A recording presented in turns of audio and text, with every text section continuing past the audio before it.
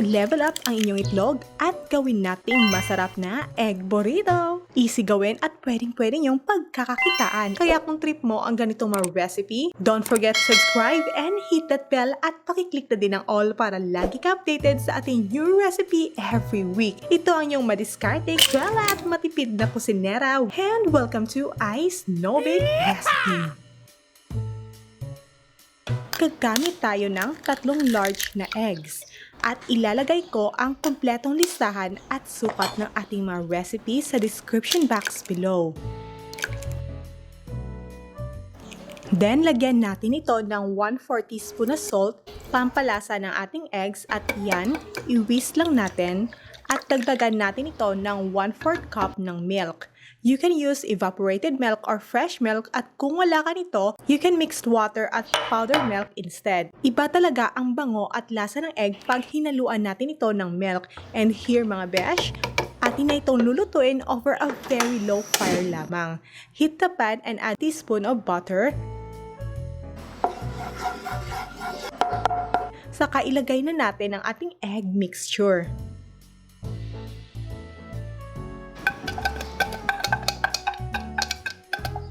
At yan, iswirl lang natin continuously. This way, hindi matutusta ang lower part ng ating egg at mapapanatili nating malambot ang ating egg mixture.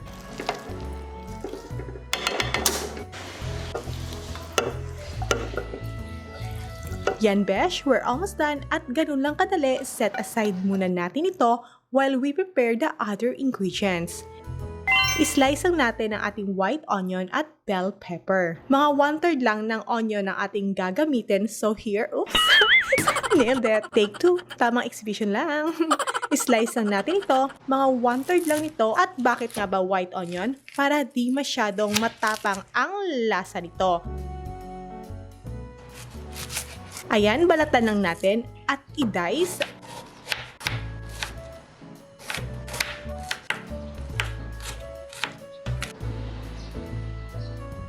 And here guys, i-slice din natin ang ating atsal or bell pepper. So ito, medyo hinog na yung available ko dito, pero may green part pa naman.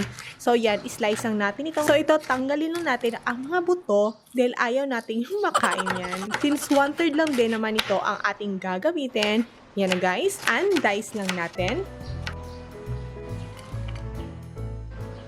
And also, kailangan din natin ng kamatis. I-dice din natin ito. At atin munang tanggalin ang mga buto nito. This way, di madaling mapanis ang ating recipe na gagawin. Trivia lang mga besh, kailan nga ba tinatanggal ang mga buto ng kamatis? Pag nagsasalad kayo, need mong tanggalin ang mga buto nito. Pero, pag niluluto nyo ito, like sabaw, yan, no need yun ang tanggalin dahil nagpapadagdag ito ng lasa ng pagkain. At ilabas na ang ham. Yan guys, 2 slices lang ating gagamitin dahil 2 na lang din ang naiwan sa akin. Kung wala kang ham at medyo may budget, go na sa bacon. Pero sa mga nagtitipid at gipit, well, okay na tong 2 besh. I-dice lang din natin ito at atin ang lulutuin. Just grease the pan with butter at yan, lulutuin na natin ang ating ham.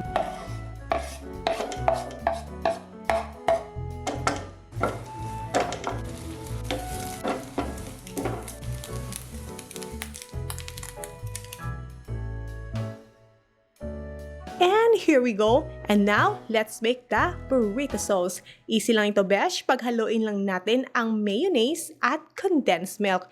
If gusto nyo ng mas matamis, damihan nyo lang ang condensed at here.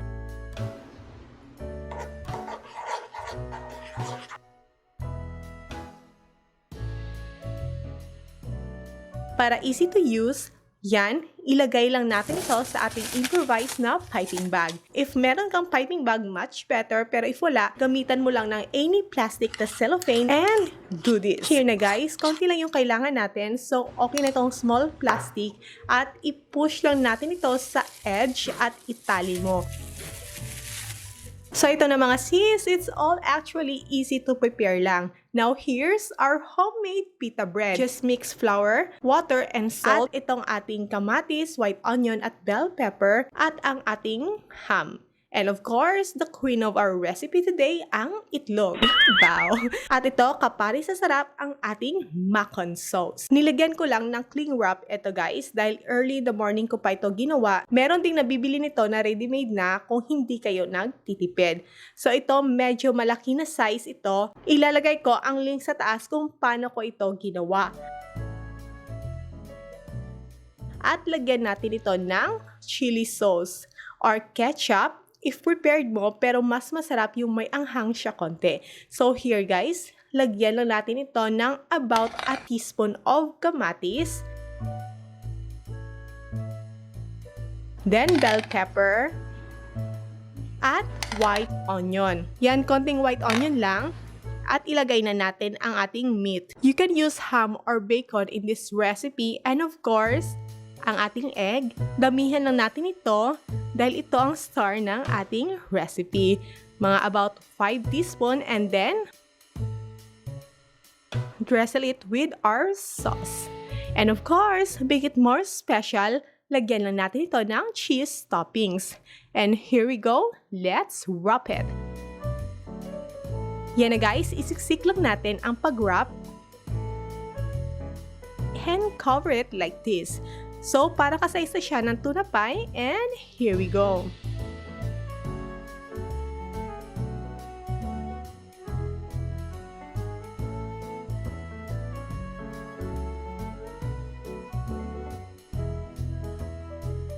I-toast lang natin ito ng bahagya.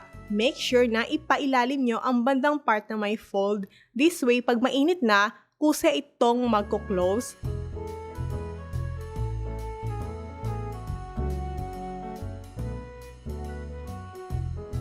Yan guys, baliktarin lang natin.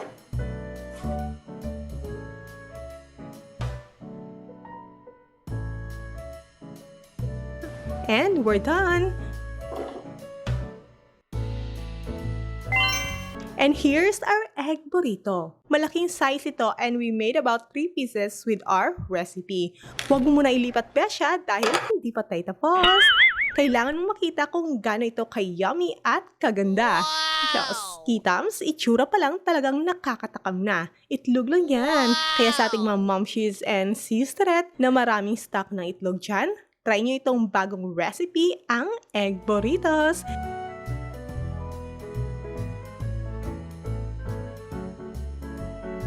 And of course, dahil may sobrang sauce pa tayo, i-dressel lang natin ito bago i-serve.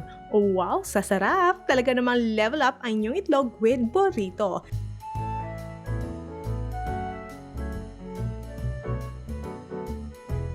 Don't forget to like this video. Again, my name is Ice. Thank you so much and enjoy cooking!